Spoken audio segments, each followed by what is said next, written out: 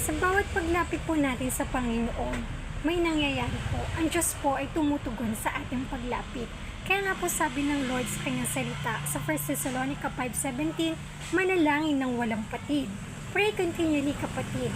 At kung ano man ang inyong inilalapit, idinudulog sa Diyos, yan po ay ibibigay ng Panginoon sa tamang panahon. Kailangan lamang po na tayo ay matutong mag-intay at huwag mainip sapagkat ang Diyos po ay lagi po may perfect timing sa lahat ng ating mga hinihiling, mga idinadalangin sa Kanya.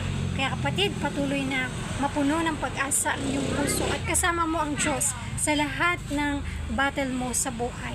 Sige po, tayo po ay manalangin. Yes Lord, salamat po Panginoon na ang bawat puso o God ay turuan at tulungan mo pong manalangin at huwag mawala ng pag-asa. Hinihiling ko po Panginoon ang kalakasan, ang kapangyarihan mo Panginoon, ang pagsama mo Panginoon sa buhay naming lahat o God at sa buhay ng taong ito o God. Salamat Lord sa wisdom, O God, at sa guidance mo, Panginoon. Patuloy pong maranasan, Lord, ang iyong pagmamahal, ang iyong kapangyarihan, at ang iyong pagkilos, Panginoon. Kaya purihin ka at dakilain, O God. In Jesus' name I pray. Amen. Glory to God and glory to Jesus. Subscribe us.